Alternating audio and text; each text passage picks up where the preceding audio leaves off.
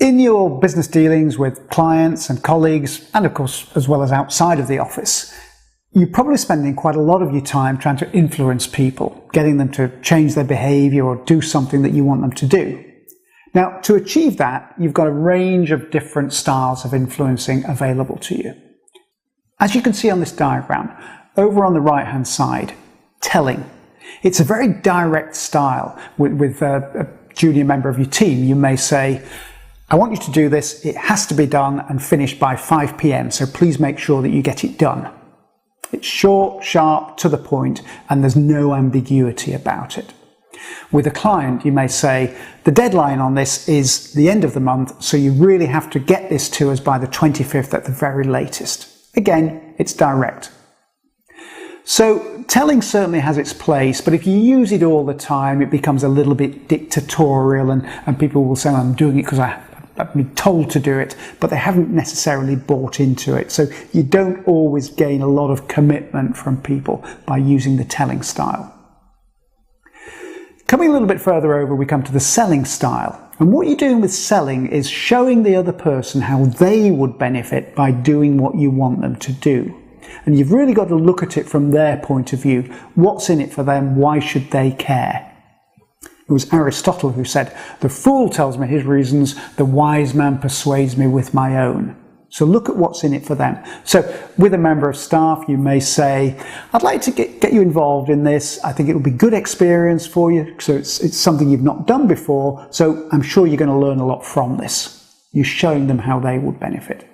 With a client, you may say, I think this will be to your benefit because this is going to save you a lot of money, and that's why I'm recommending it to you. So the selling style looks at it from their point of view. And by doing so, you're likely to get more commitment from them.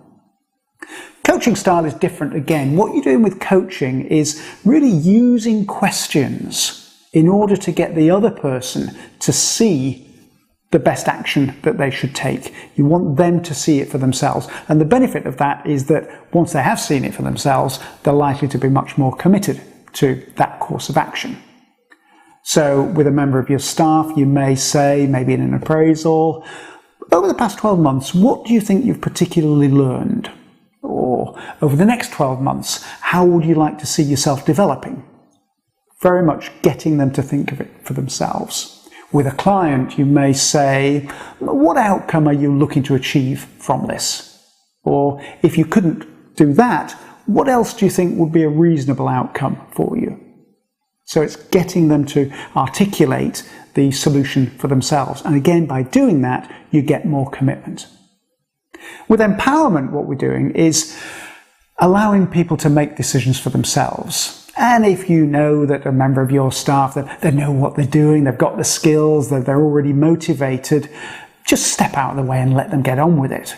I think actually a lot of managers of people could benefit by just stepping out of the way and giving people room to make their own decisions. That's empowerment, but it's quite a fine line from there to abdicating, which is not really an influencing style at all. It's really neglecting to have any influence. So be aware of whether you're actually genuinely empowering and let people know that you're empowering. So you may use phrases like, I'd like you to do this, I think you're ready for this, and I have every confidence that you can do it. That's quite different from just neglecting to get involved. So they're the different styles of influencing that you've got available to you. Let's just take a look at how you might use those in practice. So think about these situations and think about what you believe would be the best influencing style to use. Firstly, to get a client to send you some information that you need in order to complete something for them.